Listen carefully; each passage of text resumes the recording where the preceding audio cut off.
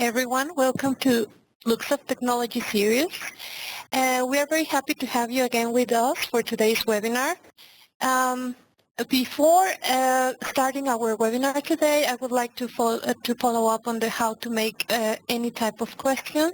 So, to join the conversation, there are two ways to interact with our guests, and the first one is through Vert.x client. There's a section in the bottom at the right side of your screen where you can post any type of question to our panelists. The second would be through Twitter, joining the conversation at Luxoft and the hashtag Luxoft Technology Series. And we would like to welcome Vladimir Krasilschik. Vladimir graduated from the St. Petersburg Electrotechnical University with a specialization in computer science and software engineering. He has been working at Luxoft's subsidiary in St. Petersburg since 2010 and has been developing and maintaining Java enterprise software for financial, automotive, telecom companies for more than 12 years. Today, Vladimir is an architect in a strategic project for Deutsche Bank, working with exciting big data technologies. In his spare time, Vladimir participates in Java users group conferences in St. Petersburg and plays guitar and spends time with his family. Welcome, Vladimir, and I'm now taking the microphones to you. Yeah, hi. So thank you, Lilia, for your introduction. I really excited to participate in LTS. So I am very glad you managed to join this webinar today. And today I'm going to talk about Vert.x. So Vert.x is a lightweight polyglot toolkit for building reactive applications on JVM. So before actually talking about Vert.x, I'd like to admit that I'm not getting paid by Red Hat company, which is developing Vert.x. I'm just a big fan of Vert.x, so I use Vert.x for all my prototypes and pilot projects, and for some non-critical parts for production.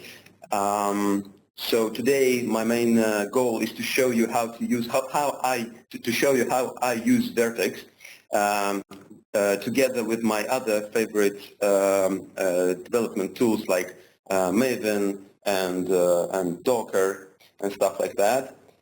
So I will show you a little bit of slides, but mostly I will show you code, and we will build some microservice application from scratch. I'll talk how to build microservice applications. I'll show you how to in different languages.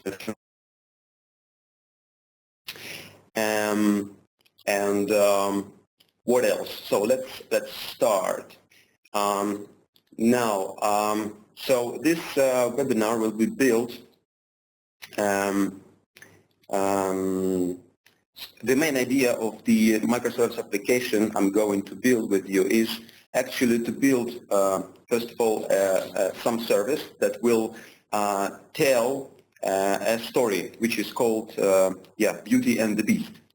So this service will actually publish this fairy tale line by line, row by row. So this will be the core component of this microservice application. So let me show you the code. I hope you see my IDE right now. So let's start. Let me show you some slides here. So in Vert.x, we're building microservices with, we can build microservices with different languages. So we start with Groovy, okay? So tiny bit of code that can be written, run and deployed is called vertical in Vert.x. So we're built our first vertical that will be called producer because it's going to produce this fairy tale. Yeah, and this vertical will be run in separate JVM.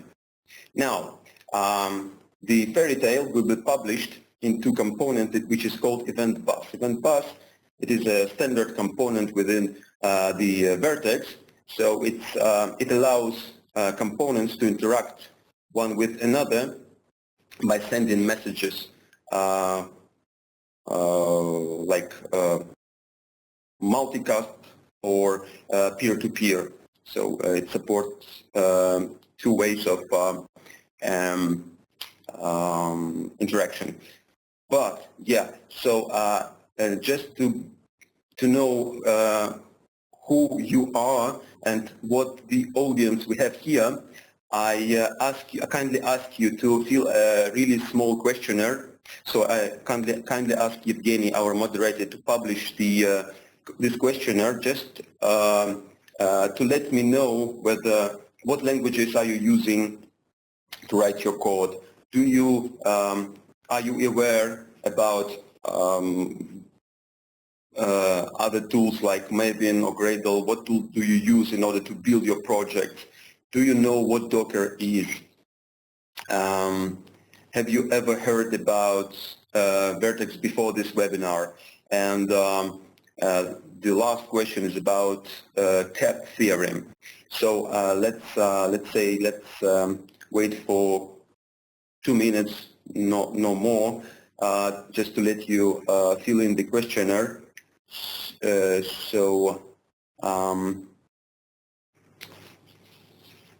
Before diving into the code. So I'll give you 1 minute more.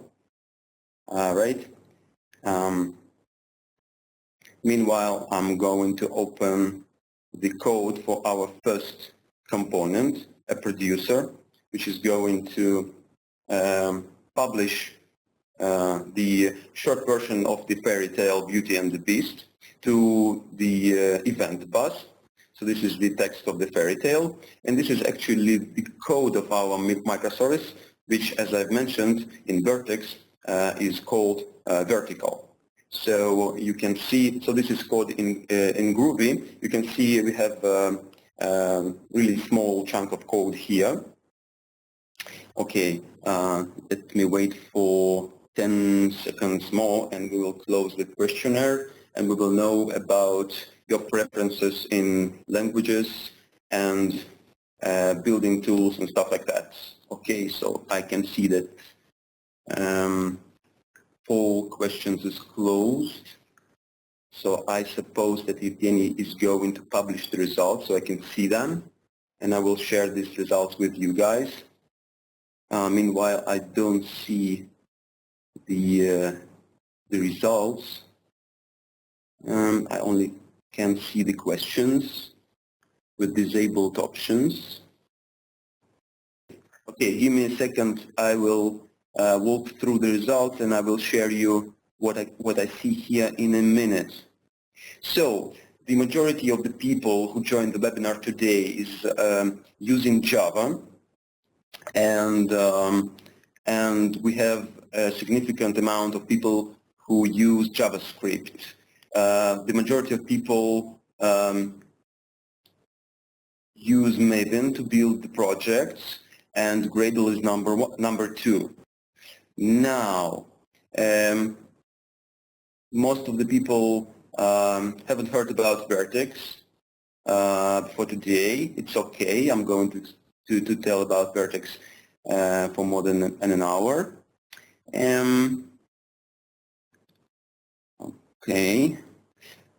Okay, so you've heard about Docker a little bit. This is great. And you don't know what cap theorem is. It's okay. It's okay. I think I will give you some clues what cap theorem is. Okay, thank you very much for participating in this quiz. So let's dive into the code. So this is our first microservice, first vertical. And in this code, what we actually do is we're asking Vert.x to provide us its event bus, right? And we also ask Vert.x to schedule a periodic job that is going to run each 10 seconds. And in this job, we're going to build a JSON, right? JSON will include 2 simple attributes. the message, which is a row from our story Beast and the Beauty, and some counter.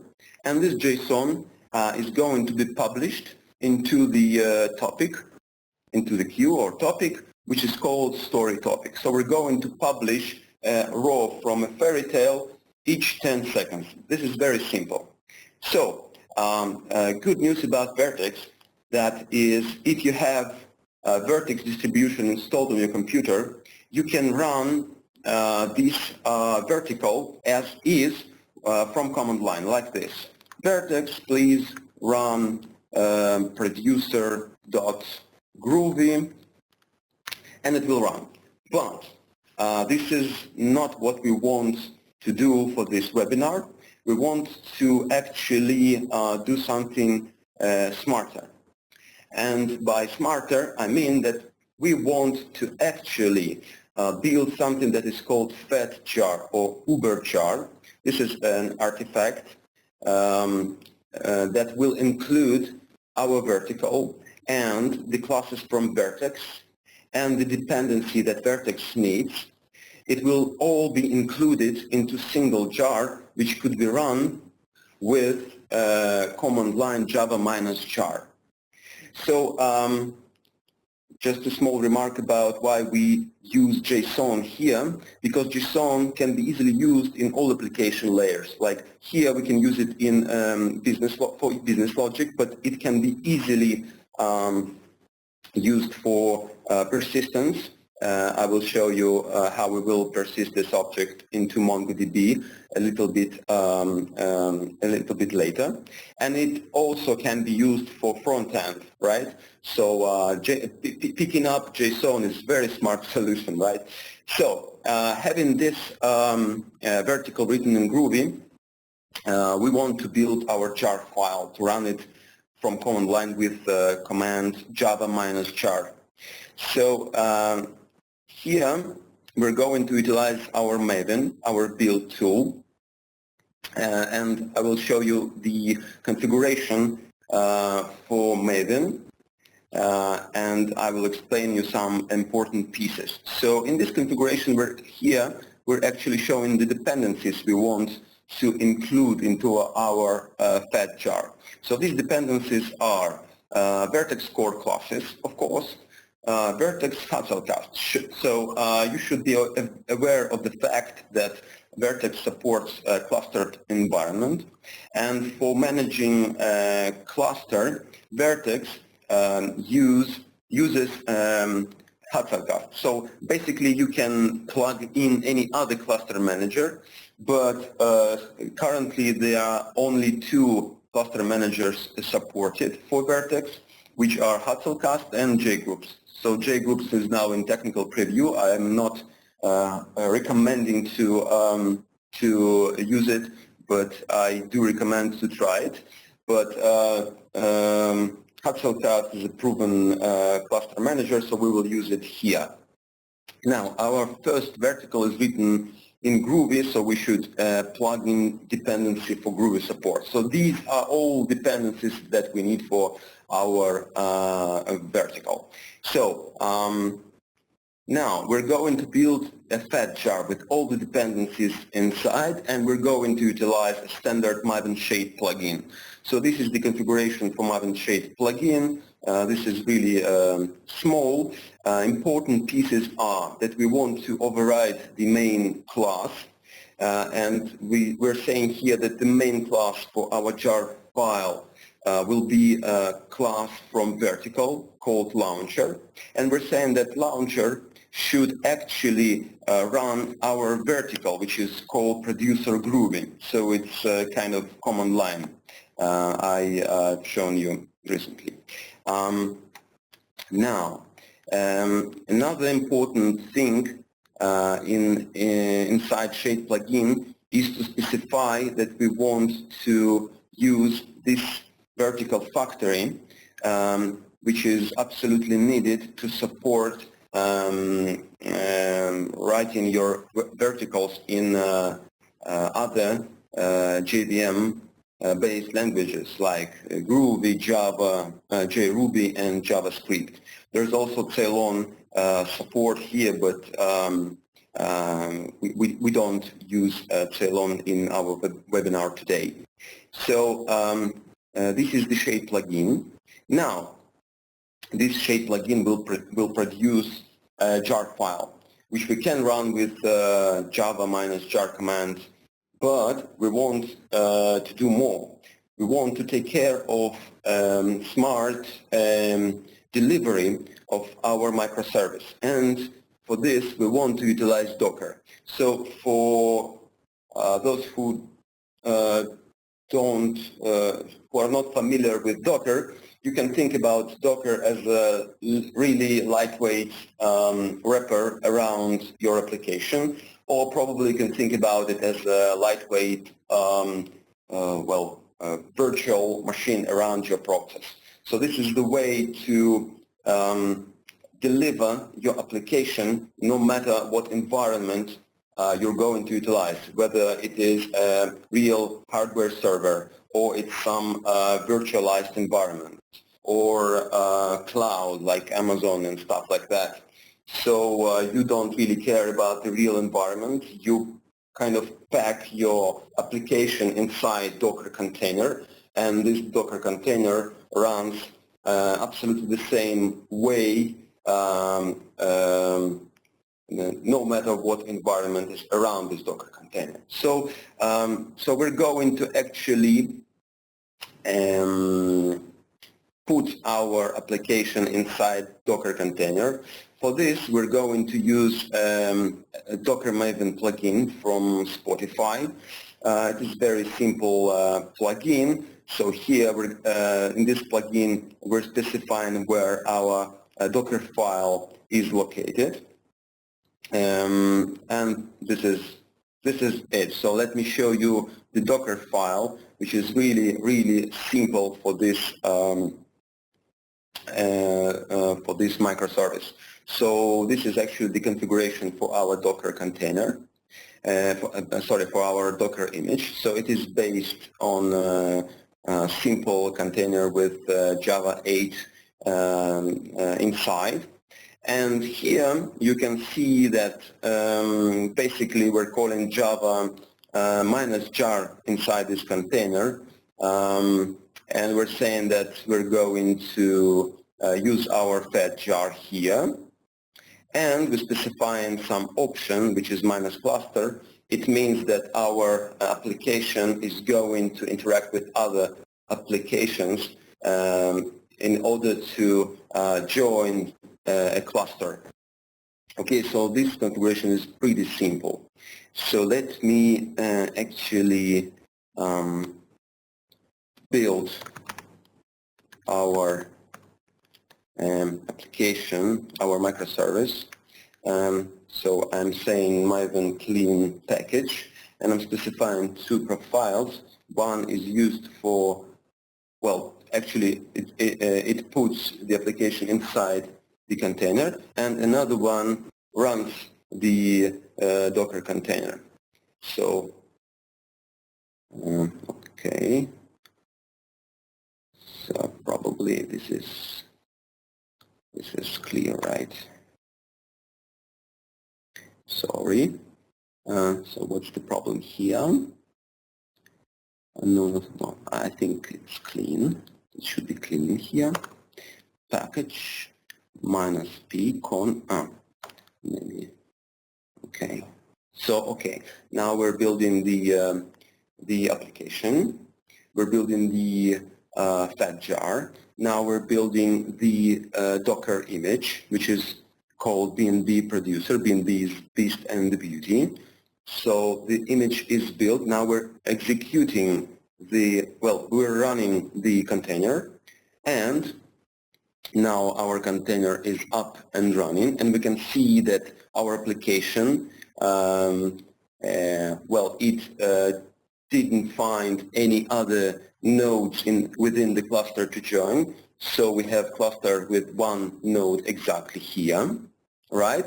So let us see the output. We can see the output from our application here. And we can see that our producer starts to publish the fairy tale row by row. Okay, so this is up and running very smoothly. So again, our application is running inside the Docker container. Now let's back to the presentation. So this is what we have right now. Of course, the next step is to actually build a consumer for our fairy tale, and it will be built exactly the same way as producer was built. So we're going to build another microservice, which is called Vert.x in terms of Vert.x. It will be running in its own JVM, right? It will interact with the producer with help of event bus. And this time we're going to utilize JRuby. Okay, so let me open the consumer module, and let me show you the code of our huge microservice here. So let me read the code for you. So here in Ruby we're saying, hey Vert.x, I want to interact with your event bus, and I would like to subscribe to topic which is called story topic, right? And when message arrives, I'd like to actually take the body of the message, which is JSON, I remind you, and I'd like to just print it out into the console. So this is very simple, and again we're going to utilize Maven in order to build fat jar with our vertical and with classes from Vert.x and the dependencies that Vert.x needs. So let me briefly show you the dependencies we need for our new microservice. So again, we need Vert.x core classes. Again, we need Hasselcast to work in cluster. And this time, instead of Groovy, we need support for Ruby language. Now, the rest of the configuration is absolutely the same as for producer. Again, we're using Maven Shade plugin in order to build fed jar. But here we're specifying consumer Ruby vertical to be run by launcher. And Docker Maven plugin is used to actually pack our application into Docker container. This is the same. So let's build and run our consumer. Maven clean package -b. Two profiles I need to specify here.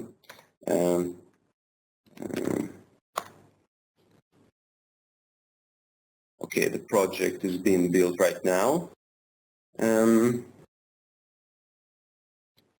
Now we're going to build an image, Docker image.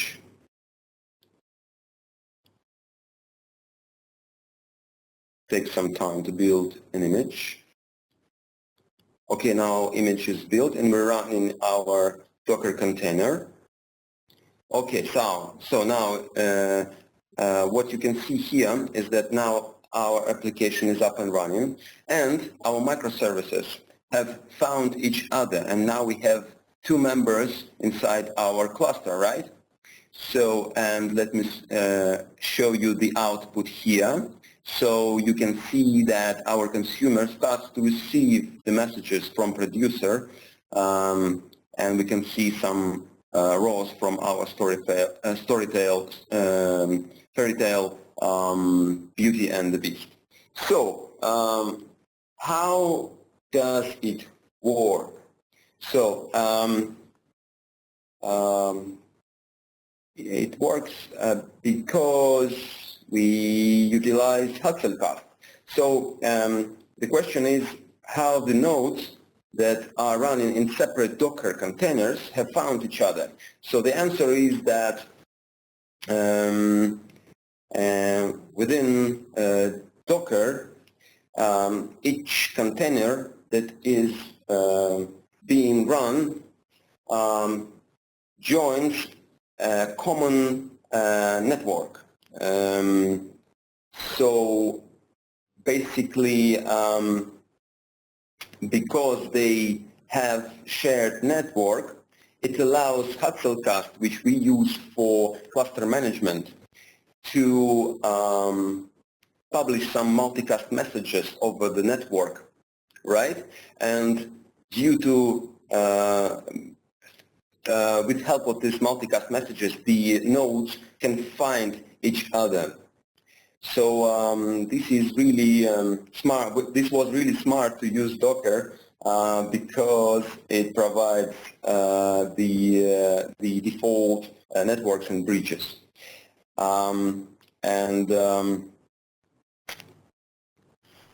So we have a consumer now, and probably we should add some more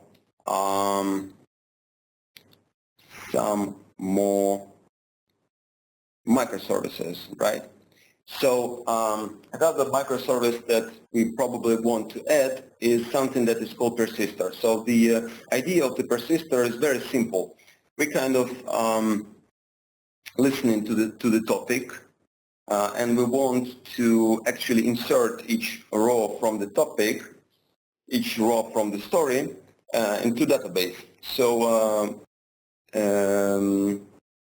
we're using JSON for messaging, so we can pick up MongoDB in order to insert JSON as is. This time we're going to build our vertical with Java, and I also want to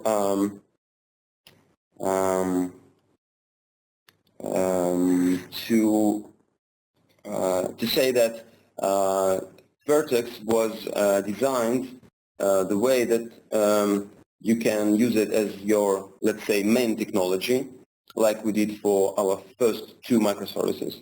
But also, it was designed in order to be used in so-called embedded mode. So suppose you have some legacy project and you need to add some functionality, and you want to use Vert.x. So Vert.x actually provides you the possibility to create Vert.x instance in place. And for persister, I will show you how to actually plug in Vert.x in embedded mode for existed application. So just for these purposes, let's say we have some Spring application, or to be more precise, let's say we have a Spring Boot application, right? So this is our application, and we want to add Vert.x. So here in post construct method, we can simply write this line of code, which will actually create a Vert.x instance. So we need to create clustered Vert.x because we want to interact with other Vert.x instances running in other JVMs. So this is very simple. You're saying like this, you can pass some options, and when Vert.x instance is created, here we have some handler, and within this handler you can simply add as many verticals as you want. So here you're saying, hey Vert.x, I'd like to deploy this vertical and this vertical, and you simply specify the names of the verticals here. So you don't need to build your application from scratch in order to utilize Vert.x. You can start really small with embedded mode here. Now let's see this example in more detail. So let's back to the options we can pass. Here I'm passing some options to demonstrate you the monitoring possibilities. So of course development is very important, but when you go to production you need some methods to actually monitor your applications and to understand how things are going on. And for example, you can expose some metrics with JMX. So here, with these options, I enable JMX, and the JMX properties will be exposed with Vert.x metrics domain. I will show you later in more details. Now we can specify here the format for this metrics, and this is drop wizard format, which is very useful for showing the metrics on UI. Let's back to the verticals we would like to deploy. So the first one is actually a persister. This is something that should insert the rows from fairy tale into our database, in particular into our MongoDB. So here the example of how verticals can be written in Java. So in Java you need to extend an abstract vertical class, and you need to override a start method here. If you can see that we also have a stop method. You are not required to implement this, but we implement this method here because we're going to see this output when our vertical will stop. Now let's back to the start method. So here we're actually creating a client to our MongoDB. This is very simple. This client will be used with default configuration, but it will look for the MongoDB instance on the host with name LuxMongo, and it will use database with name Lux database. Now, what we are saying here is, hey, Vert.x, I want to work with your event bus, and I would like to be subscribed to story topic. And when you have some message in this topic, please call this method, persist message. So in method persist message, what we actually do is we're taking the message, we're taking the body of the message, and this is luckily the JSON, right? And now we're trying to insert this JSON into collection called messages here. Now the important thing about Vert.x is that the method in most of the methods in Vert.x are non-blocking or asynchronous. So here method insert, it doesn't block here. Instead, the insertion is being executed in another thread, and when the insertion is completed, we are back here into this handler, and inside this handler we can check whether the insertion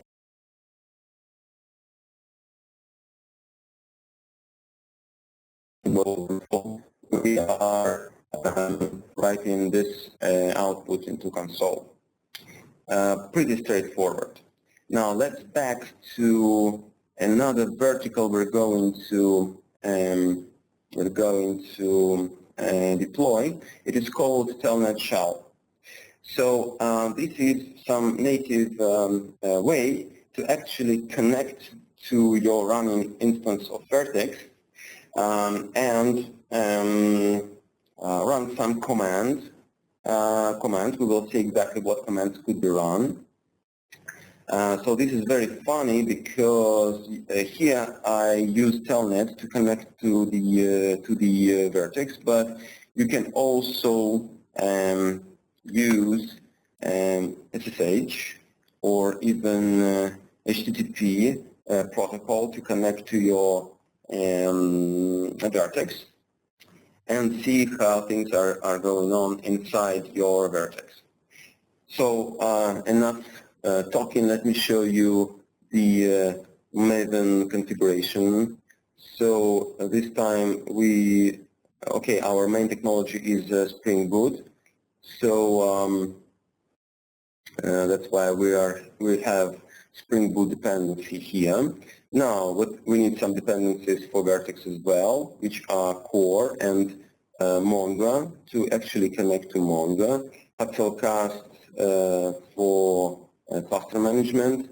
Vert.x shell dependency is going to help us with shell, and drop wizard metrics are going to be used again to see some metrics. What else? This time we're not using Maven Shade plugin. Instead, we're using standard Spring Boot Maven plugin. It also provides a fat jar as a result. And again, we're going to wrap our application inside Docker container. It will be run inside Docker.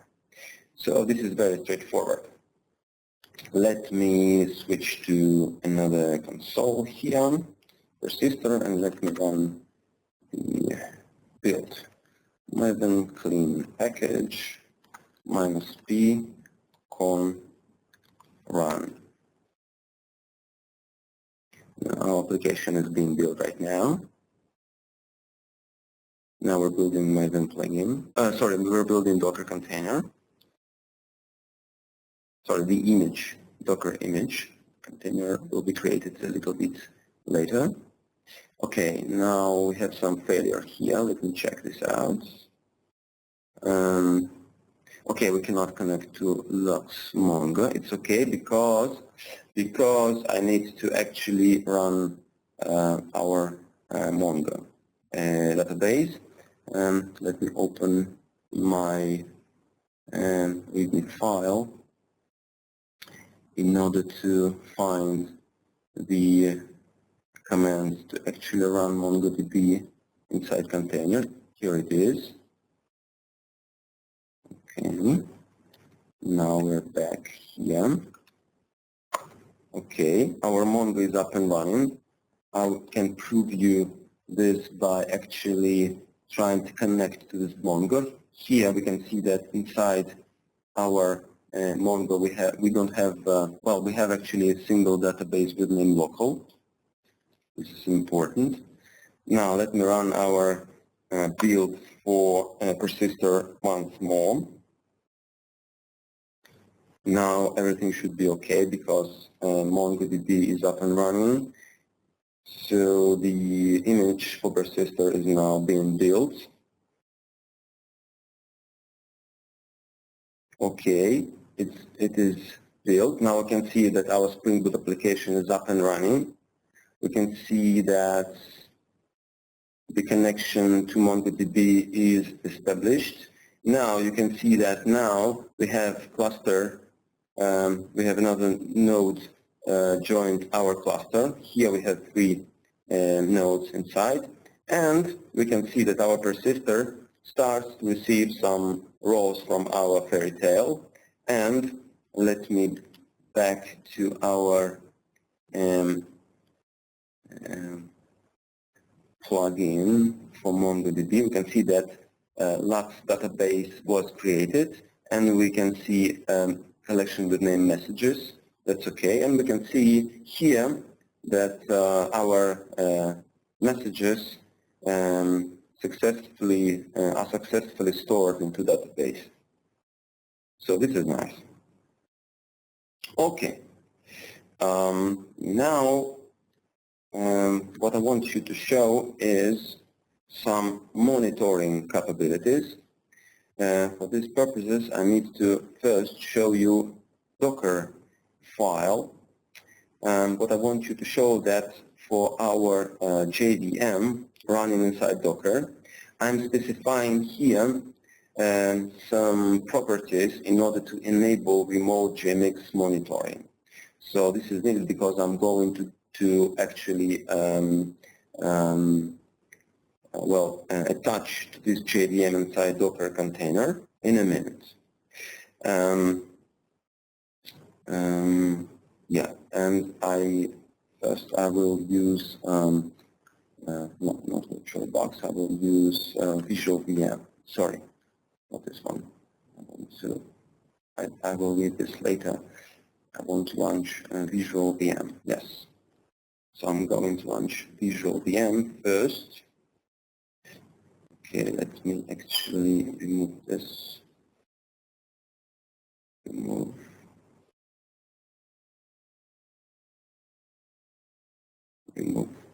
Okay, So you should be aware of the fact that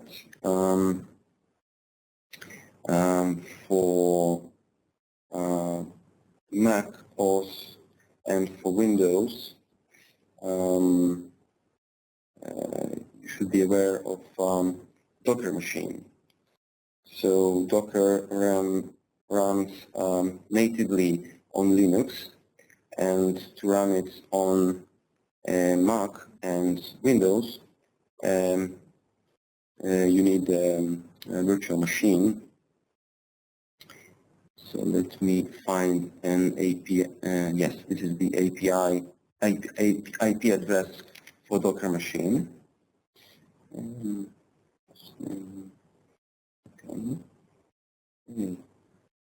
And a JMix connection. I want to connect to the Docker machine, and this is the port for JMix that I've exposed. So, okay. Now, we successfully attached to our JVM running inside Docker container. Here you can see some nice plots with CPU usage and stuff like that. So this is standard things that are available with Visual VM, right? So interesting thing that I would like to mention that you can see here with on tab threads that we have really a lot of threads running inside Vert.x instance. So although our main work is being done inside single thread, which is called event loop, there are many other threads around. In particular, you can see that there are a lot of threads that are needed for Luxoft. Okay, so really here and some threads here. Although some of them are parked at the moment, we do have a lot of threads. So this is important to understand here. Okay, now let me open another nice tool, which is called JConsole. JConsole. Okay, I'm going to again to connect to Docker machine, which is running on this IP address.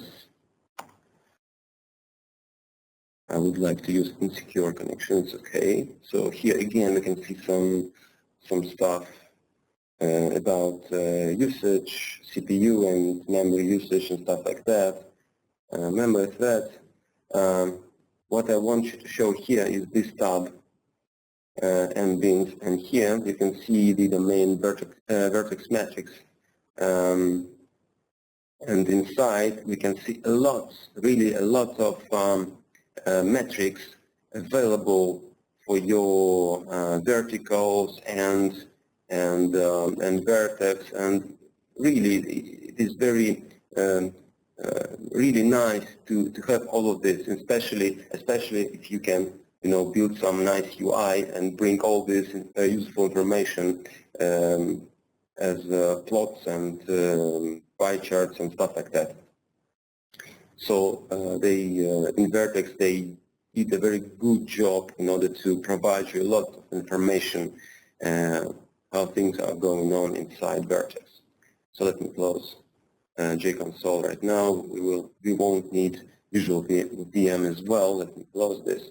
And now the funniest thing I would like to show you is to actually connect to Vert.x with Telnet. I don't know which color to pick up in order to run Telnet. Okay, let it be yellow Telnet. Again, we need to specify IP for Docker machine, and the port is for 000.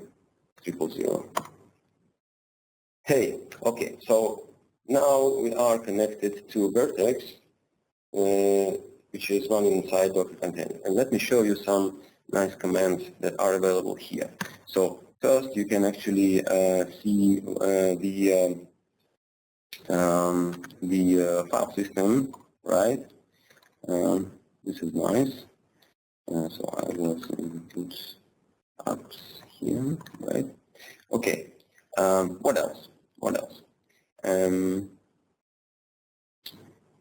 Let me open my README so we won't miss any important commands. Okay, so first command I would like you to show is actually we can see the list of verticals that are running inside this Vert.x instance. So we can see our persistor, we can see our telnet shell, which we are connected to right now, and we can see another vertical that was deployed by telnet shell. So let me show you. We can actually, what we actually do, we can undeploy something in runtime. Let's say, yeah, let me show you this. So, okay, this blue command line terminal screen, here we have our persistor. So now I'm going to actually undeploy the persistor in runtime. So I'm saying vertical undeploy, and I'm specifying the ID of this vertical. So see what's going on. Now our persistor is stopped. Okay, so we can actually deploy and undeploy verticals in runtime. And we can also, so let me show you how to deploy vertical. So we need to say vertical deploy, and we need to specify the class of the type of the vertical we want to deploy. So let me bring persistor back to live. Okay, so now it's alive and it continues to insert messages. And actually, the funny thing that we can actually scale this as many times as we want. So we can deploy as many persistors as we want. Okay, so we can kind of scale in real time, okay, in runtime. So this is very funny. Okay, let me show you another possibilities. Okay, we can actually interact with event path. So let me connect to story topic. So here we are connected to story topic, and we're going to see messages that are being pushed to this topic by producer. Okay, so we have the topics here. And also, we can actually publish the messages ourselves. So let me show you something very funny. I will publish some message which is definitely not a JSON, okay? And let me see what's... I'm sorry, I need to specify the topic for the message I'm going to publish. So this is story topic. Okay, let me show you. So our consumer receives this message, right? And it prints it out to console. It's okay. But here for persistor we have some problem. Let me show you the root cause of the problem. So the problem is that our persistor expected for JSON to arrive. Instead, we're sending some dummy string. So this exception is it's expected. Okay, it's okay. Another point to mention that you can actually create and deploy your own commands. So a part of the standard number of commands provided by Vert.x, you can add your own commands, and you can run these commands from this command line. This is very funny. Let me exit. Hey, what's going on? Yeah, let me exit the telnet. So I'm not, I really don't recommend using telnet in production because it's unsafe to use telnet. Use SSH with keys and stuff like that. Okay, so telnet is used here because it's easier. I don't need to actually take care of any security. Okay. What else? What next? Next, we're going to actually provide some nice UI for our cluster. So what we want to actually show other people the fairy tale, so they can actually open their browsers and watch the fairy tale being told row by row, right? So for these purposes, we need to actually provide another microservice that will be served as web server. And of course, for web server, we will pick up JavaScript, right? And we're going to use WebSocket-like approach. And I will show you this in a minute. So let me open another module and show you the, first of all, let me show you the index.html page. This is the page that will be opened in browser, right? So this is very simple page. So here you can see that we're utilizing sock.js. So sock.js is kind of WebSocket, but it works even if WebSocket is not available in case your browser does not support WebSocket or there's some limitation in network and stuff like that.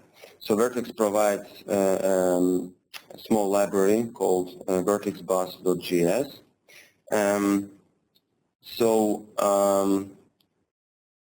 So here you can see some JavaScript that is being run when your index.html page is first loaded inside your browser. So let me read this script for you. So here actually right from the client, you're actually asking Vert.x to interact with event path, with server-side event path, right? So we're saying, hey, I would like to interact with server-side event path right from your index.html page. So we're asking to establish a WebSocket connection with a web server. So when this WebSocket connection is being established, we're saying, hey, we want to actually register a handler and receive messages from story topic, okay? And when these messages arrive, we want to actually take the message that arrives and add or append this message into the element with ID messages. And this element is simply a div, right? So this code is very straightforward. So we're kind of establishing a WebSocket connection to web server, and we're receiving web server pushes messages for us, and we're adding these messages one by one. Very simple. Now let me show you code for web server. This is it. Very simple code. So let me read this from down up. So here we're asking Vert.x to create a HTTP server, and we're saying we want to listen for incoming requests on port 8080, right? Now this row is saying that each and every request for the web server we want to actually handle as a request for static content, because we only have one single page index.html. So we don't need we need no more than actually to return this page back. Now here in this row there's some some code that is saying that, hey, if some client wants to connect to our event path, we can do this, but we only allow, how to say, where this client won't be able to send any messages to any topic. Instead, the client will be only able to receive messages, right? This attribute is saying that only outbound messages are allowed for the client, and the client is permitted to receive messages only for story topics. So here you can treat this piece of code as a security configuration, because we actually don't want our client to push messages into the event bus, and we don't want any denied service attacks and stuff like that. So clients in browsers are only allowed to receive messages that are being sent into story topic. So this is very simple. Again, this microservice will be built with Maven, so the dependencies are the same, except that we need dependency that provide us a support for JavaScript language, and we need a dependency to provide us this dependency is needed for building web applications. And again, we're going to build a fat jar file, and we're going to deploy our application inside Docker container. So this is the same as for previous microservices. Let me actually build and run our microservice. Clean package. Yeah, I've noticed some questions being asked. And I will try to answer all the questions a little bit later, okay? So please publish your questions into Q&A chat or somewhere else. We will cover the questions later, okay? Okay, so I'm trying to, okay, I can see some error here. What's going on? Again, backspace is not needed here. So we're building our application. Now fat jar is built. Now we're building our image, Docker image. The Docker image is built. Now we're running our web application here. Okay, and you can see that our new microservice has joined the cluster, right? So now it's time to test our web page. So for this again, because here I'm on Mac, I need to go to Docker machine IP instead of just typing localhost. Hopefully, a new version of Docker provides native support for Mac for OS X. So let me, well, I'm expecting it to run here. Let me see.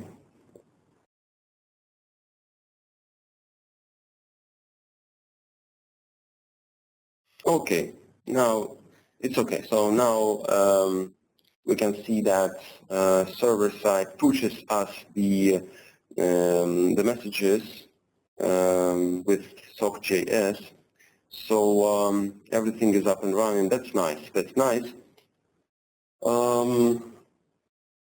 That's nice.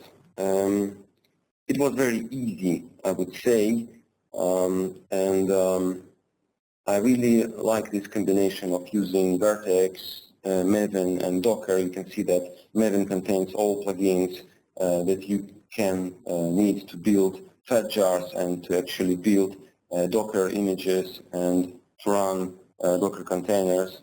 So, by the way, the project I'm showing you is available on GitHub, of course. So it's for you. You can, if you are interested in, you can actually, where is it? Okay, I will show you exactly where is it located. So it's here for you. You can actually play with it. You can fork it. You can do anything you want. You can see the configuration, you can take it as a template, and it is absolutely for you. Please use it if you're interested in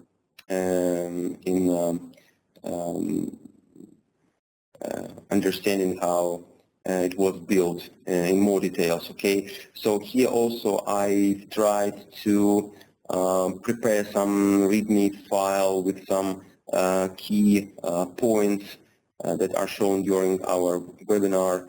So it is here. Probably I need to put this link somewhere into chat, right? So let me open the chat and share this link over here. Okay, so the link is over there, and let me continue. Okay, let me close this. So now let me talk about high availability. So in Vert.x there's some very nice feature available out of the box that is called high availability. So when someone says high availability, it actually doesn't mean anything specific, so you should be aware of the fact that in Vert.x, high availability means very specific thing. So what is it? It means that if we have a cluster and suppose some node inside this cluster is dead, for example JVM crashed, or the hardware server that this JVM is running on crashed.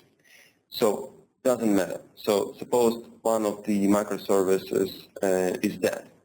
So high availability in Vert.x means that if cluster detects that one of the node is dead, what he's trying to do is he's trying to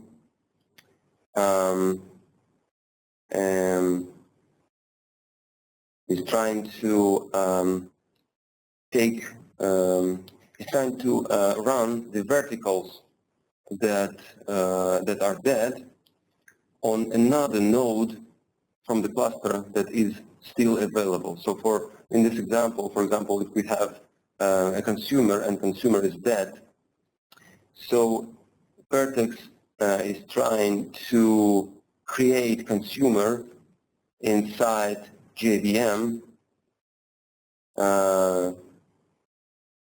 that previously contains only a producer, right? So this is the high availability in terms of Vert.x.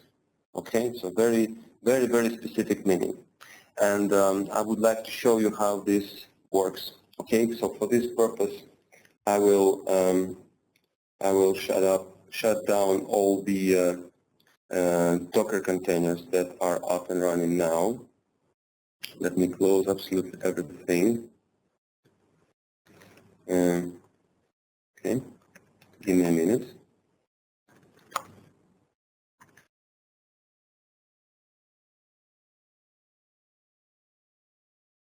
Okay, let me check that. No. Let me check that no other Docker containers are running. Hey, what are you doing? So the Docker containers are still running because I only quit from actually showing the logs. Let me stop and kill all the containers. Give me a minute. So for this I am going to find, okay, so this command will stop all the containers. You will see why I need all the containers to be stopped in a minute. So all the containers now stopped very gracefully, and that's why it takes some time. So be patient, please.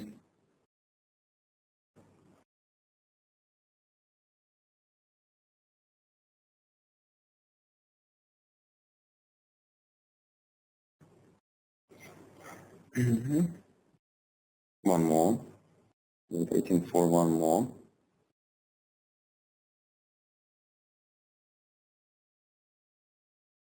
Okay, let me check. Okay, no containers are up and running. Nice. Let me show you another nice tool I really recommend. It is called Docker Compose. So Docker Compose, it's a native tool from Docker in order to orchestrate Docker containers. So previously we were running each container separately, but if you need to run a number of containers, you can actually write this configuration for Docker Compose tool, and Docker Compose will create and run all these containers for you. So here our configuration includes containers with producer, consumer, and persister, right? Container with MongoDB, and container with web part, with web server. So actually we're going to run all the containers that were running until now, okay? Let me show you how Docker Compose works. Let me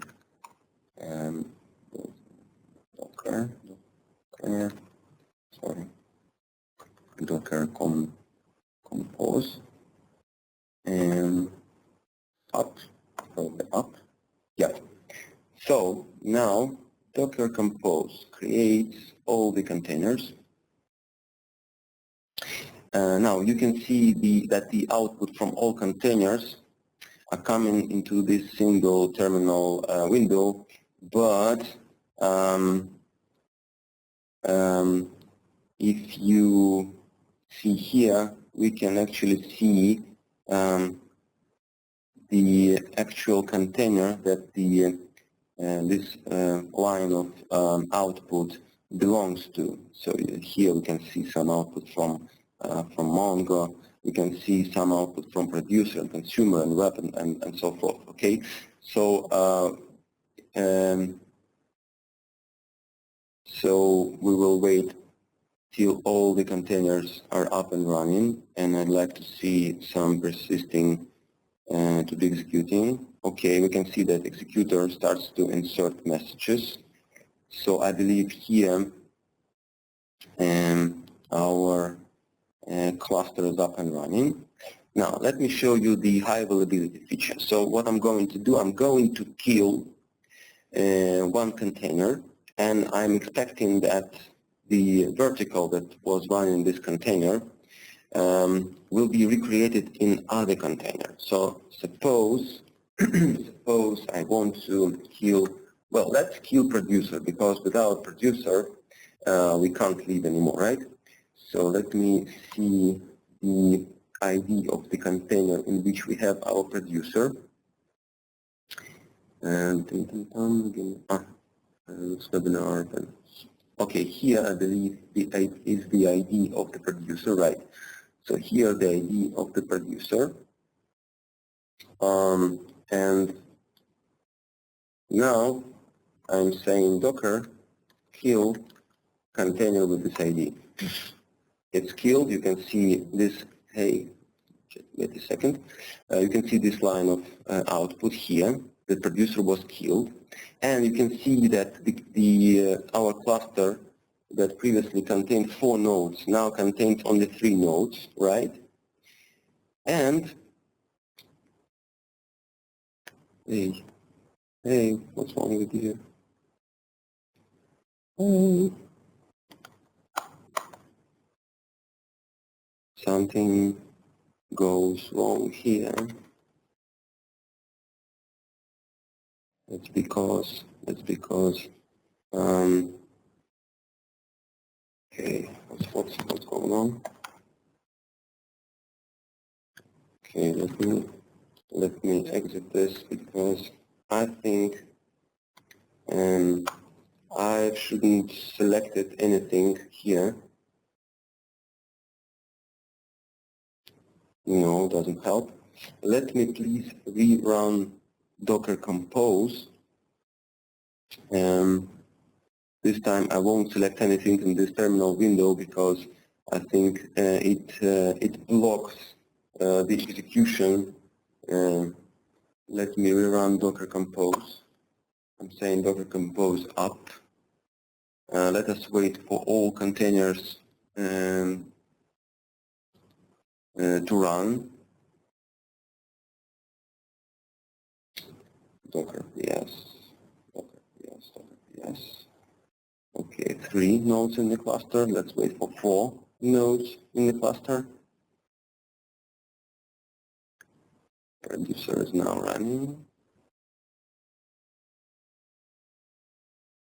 Okay, now we have 4 nodes in the cluster.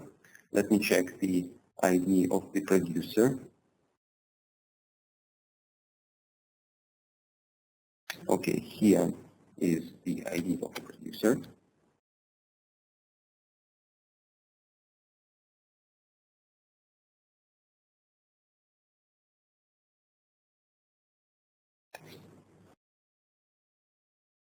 Docker kill. Kill. Okay, producer is killed. Now we have only 3 nodes in the cluster. I got it. So the problem was that here you can see that we are running cluster in a regular mode. So in order to enable high availability out of the box, we need to actually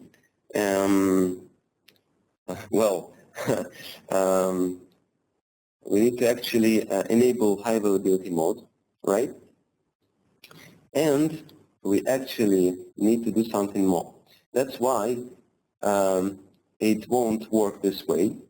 And to actually enable high availability, we need, again, let me switch to this picture. So in order to run consumer inside producer JVM, we need to have classes of consumer inside producer. So there's no magic here. Code or classes are not flowing over the network from one instance of Vert.x to another. We actually need to have the classes in place. Okay, so that's why we need to actually, we have several possibilities. What I'm going to show you is the option in which we kind of building so-called high availability node. So let me open maven configuration in order to give you an impression what is it about. So here in high availability node, this is kind of a simple application, really simple one. You can see that it only contains some starter class. Yeah, this one. It only which is only calling Vert.x launcher here.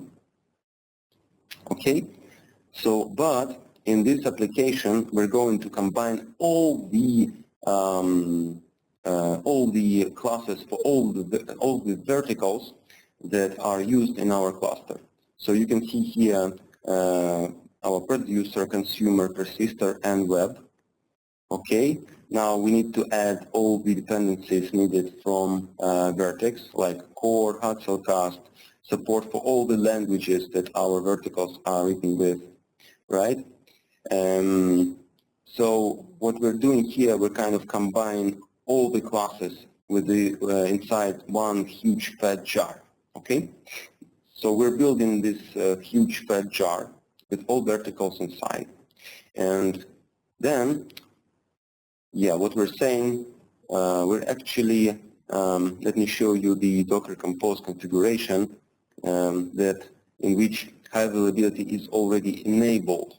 So this is almost the same as for previous configuration, right? But the main idea here is that we're saying that in this particular container, yeah, we would like to run this vertical. So actually in each container we have all the classes for all verticals, but we're saying in this node I'd like this vertical to be run and that vertical to be run. Okay, so now let me run this Docker Compose. Hopefully it will work.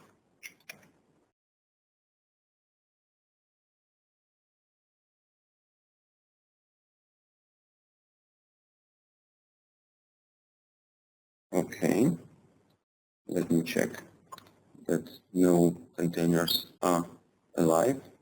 And then let us switch to high availability node, and then I need to run Docker Compose up with high availability enabled.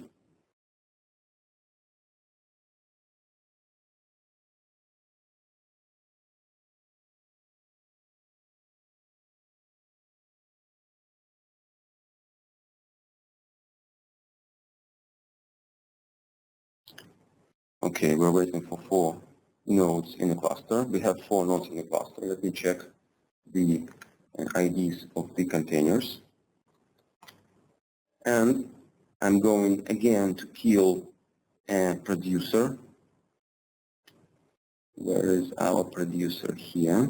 Okay, we can, yeah, so we can see that every container is an instance of high availability node image, right?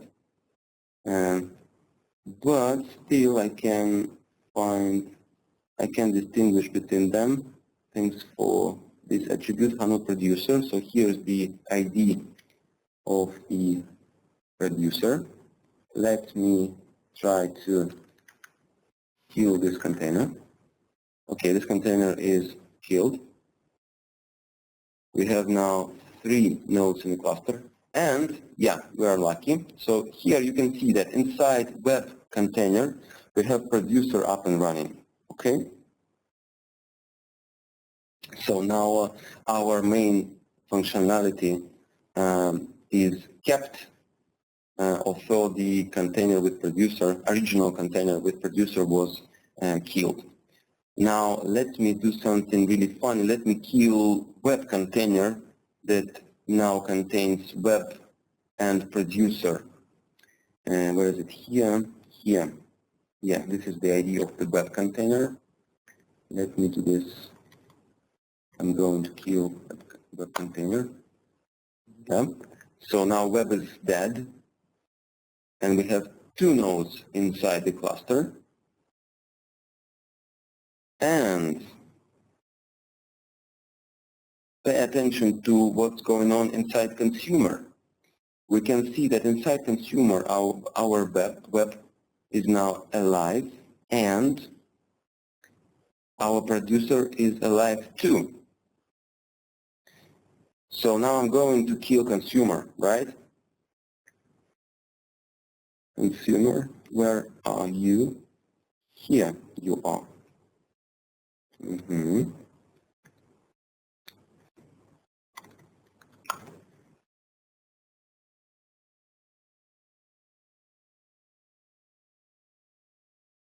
Okay, so now 3 containers out of 4 are dead. We have single node inside our cluster.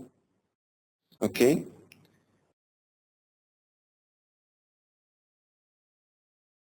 And inside this single node, we can see that all other nodes are being revived. So consumer is up and running, persister is up and running, hopefully web is up and running. Yes, web is up and running. So you can see, well, this is basically what I wanted to show you about high availability. So again, in Vert.x, high availability has very specific meaning. So the nodes in your cluster can be dead, and if high availability mode is enabled, your verticals will be revived inside nodes that are still alive. Okay? Now, let me talk about something more sophisticated. right? So with high availability mode, we can, well, basically something can be wrong with your server or JVM, right? But there could be some problems with the infrastructure as well, namely with network. So let me show you something. So let's say we have 3 nodes inside our cluster, right? And we have our high availability mode turned on, right? So if something goes wrong with the network and our high availability mode is turned on, then we will have the following scenario. On one hand, so basically we have now 2 clusters, right? One contains 2 nodes, another one contains 1 node.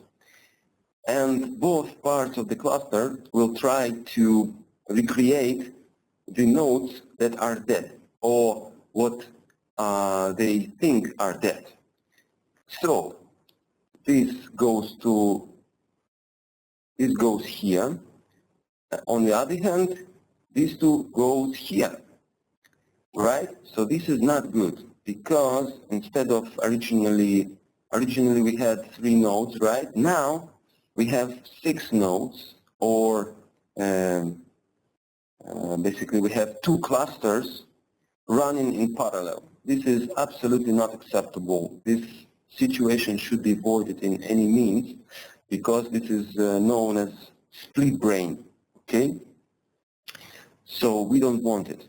And the solution how to avoid split brain is quorum. So quorum is, well, basically it means the majority, right? So the rule of thumb is very simple. So if something goes wrong with the network, right?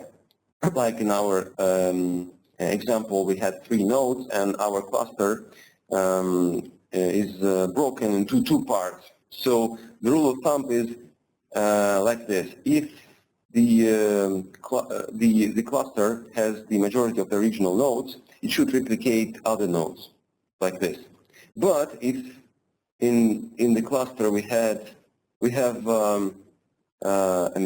like minority of the original nodes, we should actually turn ourselves off like this. So with quorum and high availability enabled, with network partitioning, we still have the original amount of nodes running, right? So let me back to CAP theorem. So CAP is consistency, availability, and network partitioning. So this is a theorem that is about how distributed systems handles well, how they behave when network partitioning happens. So whether they are consistent, whether they are available, and stuff like that. So they say that only, like we have 3 parameters: consistency, availability, and network partitioning, so only 2 of them can be reached, right? So we cannot satisfy all 3 parameters. Now,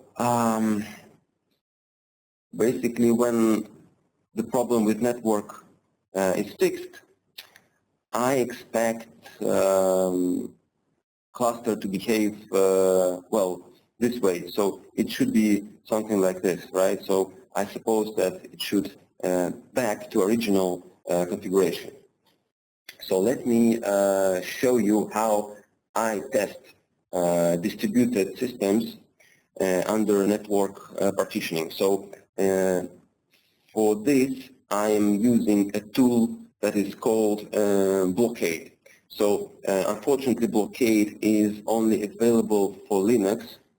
That's why I'm going to run some virtual machine with Linux inside. So Blockade is actually a tool that does very simple thing. Let me show you some configuration here. Hopefully let me switch to full screen mode. Hopefully my screen is still seen for you. If it's not, please raise your hand. So yeah, let me talk about blockade a little bit. So blockade, what it actually does, it runs containers. So you can see here some configuration for blockade, and here we specify the containers that we want blockade to run. So these are some names for the containers, and we're saying, hey, here we want to run 3 containers, all of them with our high availability node, and we will run producer, consumer, and web. Okay, let me run it for you. Okay, up. Okay, so what happens? We are now running 3 containers. They are all sharing the same network. Now we can actually play with the network. So let me show you what commands are available for blockade. So we can actually, what we actually do, we can actually emulate some issues with the network with blockade. For example, we can make the network slow. We can start to miss some packages. We can duplicate packages. And the most useful one for our needs is we actually can emulate partitioning of our network. Let me show you how this partitioning can be done, and let me show you how Vert.x behaves with network partitioning. But first let me attach to each and every container to show you what's going on. So let me attach to producer, docker attach and paste.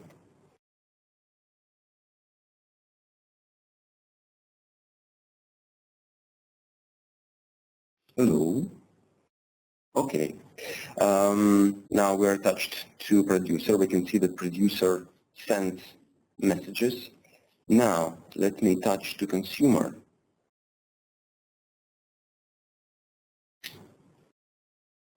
Docker touch consumer.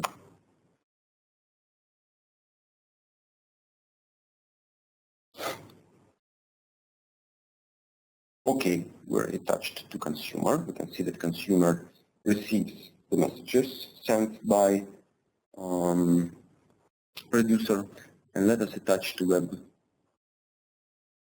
although we won't see much as an output, but anyway, let me paste that. Okay, so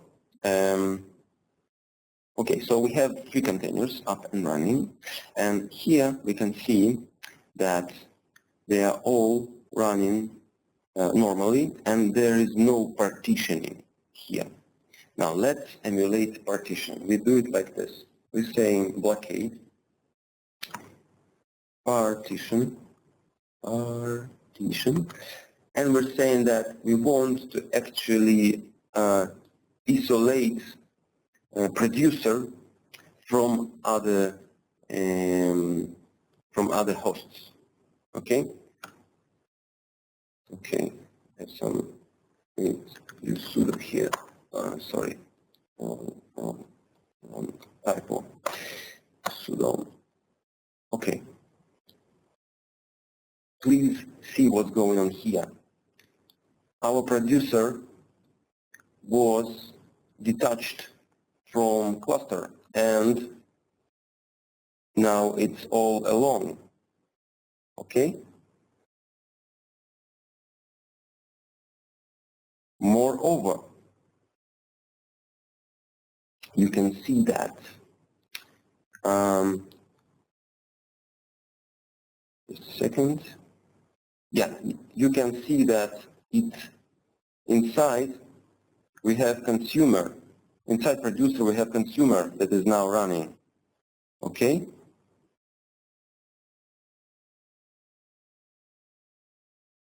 Okay. Now, if we look at web container, we can see that inside web container we have producer that is up and running. And this is not good because this is what I mean by split brain. We don't want to duplicate our microservices when network partitioning happens. We want to actually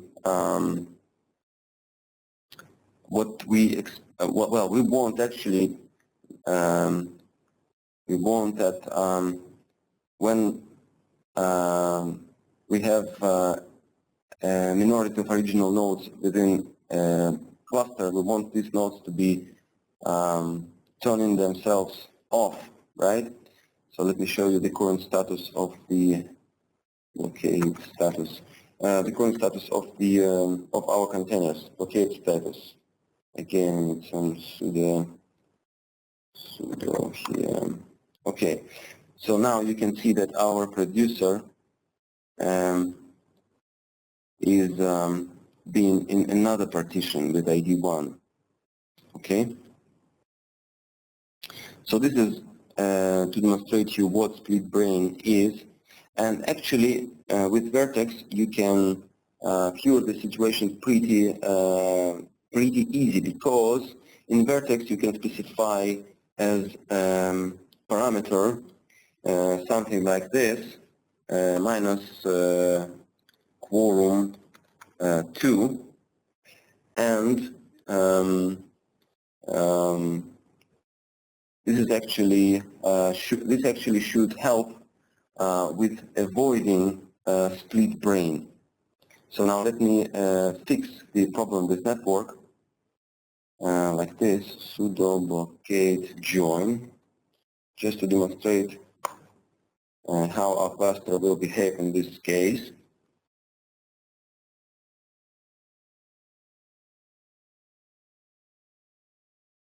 We need to wait a little bit because in Cast we have some timeouts and delays until cluster is getting known about other nodes that are available to join. Okay, so now we have 3. Okay, so all the nodes are now back into original cluster. So we have 3 nodes. But as you can see, producer, and we have our nodes doubled. Okay, this is not good, but again, it could be easily avoided by specifying attribute quorum, like quorum 2, because we have 3 nodes, and quorum for 3 nodes is 2. So let me summarize what I've shown you. Let me add out from this this full screen. How can I do that? Well, I can actually shut this virtual box because I don't need it anymore. Okay. So, saving the execution state of the virtual machine.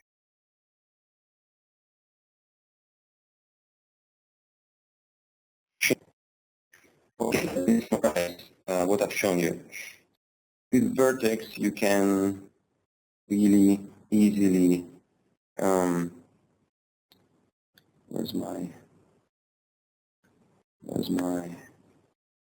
presentation? Yeah. So with Vert.x, you can easily build microservice applications.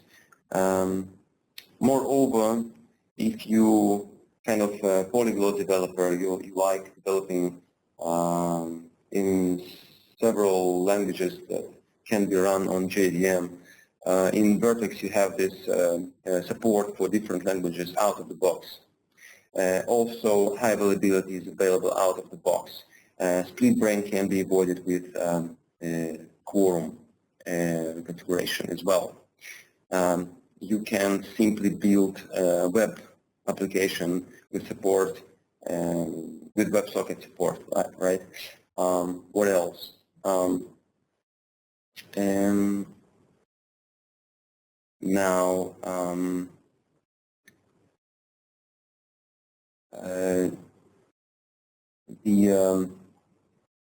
the tools that the other tools that I've shown you, like Maven and Docker, really great tools because you can easily build and deploy your applications with these tools.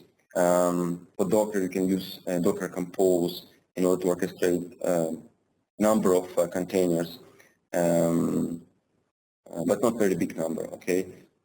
Because in this case you should use another tools like Kubernetes or something like that. Now, if you want to fairly test your distributed application with when network partitioning happens, please use blockade, because this tool allows you to actually see how your distributed application works when some problems with network happen, like I don't know, some packages are lost or repeated, or network partitioning. So basically, this is all what I wanted to show you today. Let me switch to your questions, guys. I think there were some questions. Okay. In chat, I can see a single question. What will be if telnet vertical undeploy? Well, very good question. Well, I haven't tried that. I suppose that we'll lose the connection to Vert.x, but this needs to be checked. Evgeny, do we have any other questions? I can see Q&A section here. So I understand that all the questions that were asked, I can see them in Q&A. Yeah, Vladimir, you should see only ticket my Q&A. My Q&A. My Q&A, yeah. What about source code? Will it be shared? Yes, all the code is shared. So let me again provide you with a, how can I send this code? Okay, let me send this code in the common chat again. So all the code is available on GitHub. Please take a look at that.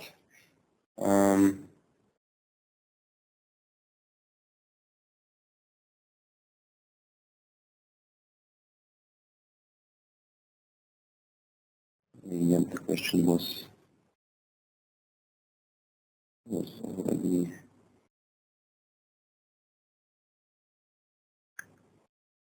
Will we have links to this record? Yes, I suppose that LTS organizers will provide you with the link later once the video is ready.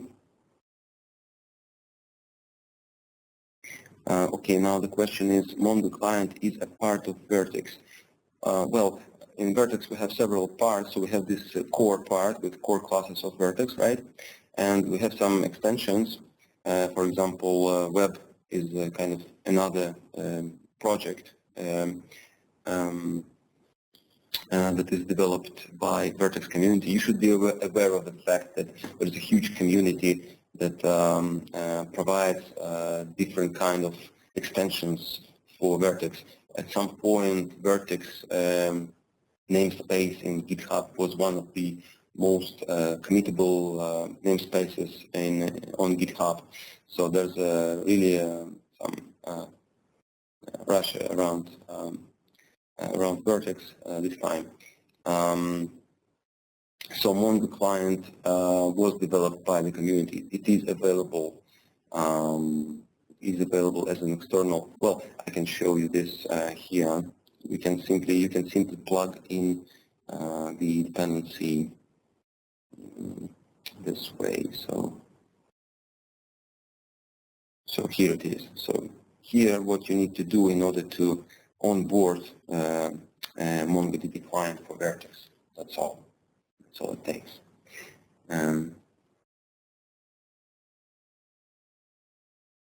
Okay. Why did not we see consumer and producer in output of vertical-less commands? My guess is somehow led registration of telnet vertical. So telnet vertical was only added for persister. So for first two. So the point here that we are connecting to the specific instance of the Vert.x, and we can see only the verticals that are running inside this instance. So we cannot actually connect to the whole cluster. Okay, if this is the question, I hope that now it's clear why we didn't see a consumer and producer as in the list of verticals are running. So the connection is done to specific instance of Vert.x, and we can see only verticals that are deployed on this specific instance. Can you please tell me this quorum number is static or it can be changed dynamically? Yeah, thank you for the question. So quorum number is static. You can provide this number as an argument to your Java machine, to your command line. So it cannot be changed dynamically. And the question is why, what are the circumstances in which you want this quorum to be changed? You should really understand why you want this to be dynamically changed. So the question is what CAP theorem was about. So the theorem is saying that we have consistency, availability, and network partitioning. So we can only achieve consistency or availability when network partitioning happens. Okay, so we cannot be consistent and available if something goes wrong with network. So this is kind of that. This is theory, but in practice, well, there are not many distributed systems that can gracefully handle network partitioning. So I'd like you to show some project which is called Jepsen.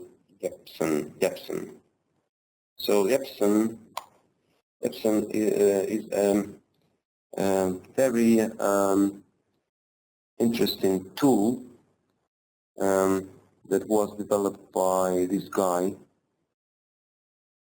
Okay, and the problem that this guy was struggling with, he wanted to actually check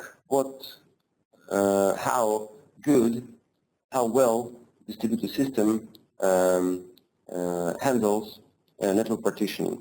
So he developed this Jepsen tool. This is testing tool written in Clojure, if I'm not mistaken. So the idea is that, so here you can see different systems. So this guy, what he's doing is he actually deploys some distributed system on stage, okay, on some stage environment, and he runs different tests on the stage for really long period of time because, in distributed systems we have a problem. We cannot write kind of unit test that will show you exactly whether the how our distributed system is doing under network partitioning, because it's network problems with network are very tricky. So in order to actually catch some problems, you need to run long series of tests. So this guy actually takes some, for example, Elasticsearch and deploys Elasticsearch on stage environment, and it runs there for several weeks. And then this guy shows some issues that Jepsen has found with Elasticsearch. So you can see here all the systems that this guy has already checked. Okay, and you can also ask this guy to check your system if you want, but is very busy, but you can try. License for Vert.x, well, it's I'm not sure about exactly the license. You don't need to buy anything. Let me show you the official website for Vert.x, Vert.x.io, Vert.x.io. License. Hey, where are you? Yeah, so you can see here a number of companies that already use Vert.x. So huge number of companies are already playing with Vert.x. Hey, license. Where can I find license? Maybe in documentation. Vert.x is open source and dual licensed. So 2 licenses are available: Eclipse Public and Apache license. So anyway, it's free. Okay, if this is the question. Okay, how can I resolve problem with blocking thread? For example, thread was blocked 7 seconds instead of 2. So in Vert.x, everything you do inside event loop should be done very fast.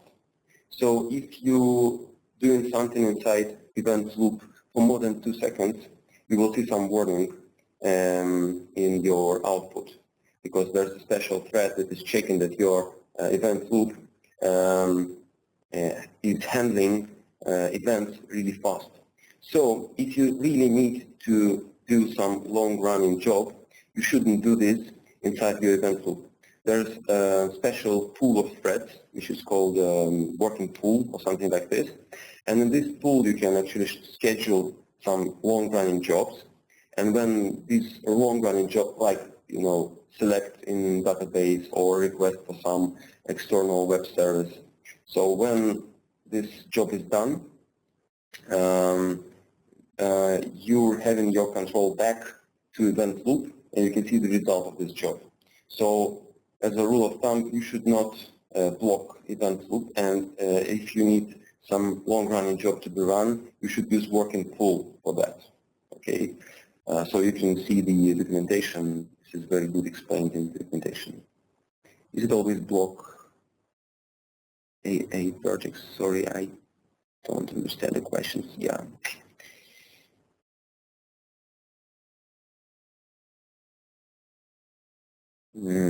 Sorry, this question is not clear for me. Once a message is sent to event bus, can it be lost on its way to persister? Is it reasonable to use Vert.x together with event sourcing? So in Vert.x, they don't have guarantees for messages. So you can lose your messages. Okay, so they having this strategy that is called best effort or something like this, which means at most once. Sorry, at most once, like in Akka or other different similar frameworks. So yes, your messages can be lost, and if you need your messages to be persisted somewhere, you shouldn't use event bus. You should pick up another technology that guarantees message receiving, like JMS. Okay.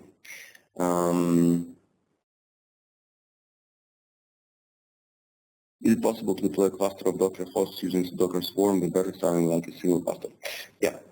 Yeah, absolutely. So it's up to you how to configure your cluster and what tool to pick up to orchestrate the cluster, whether it should be Docker Swarm or Kubernetes or stuff like that.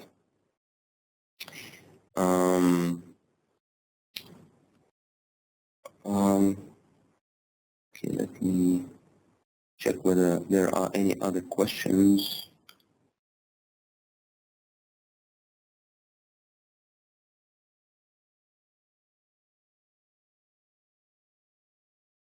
Well, I think there are no more questions. So guys, if you don't have any questions, I'd like to thank you for joining the WebEx. joining the webinar today. I had fun. Hopefully you also had fun. You can read more about Vert.x. They have really good documentation, really user-friendly, or more really developer-friendly, let's say this.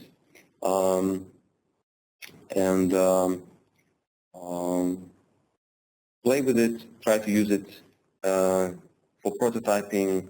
I do not recommend it to use in some critical parts of your application. So if you're in rocket science or in something like this, don't use it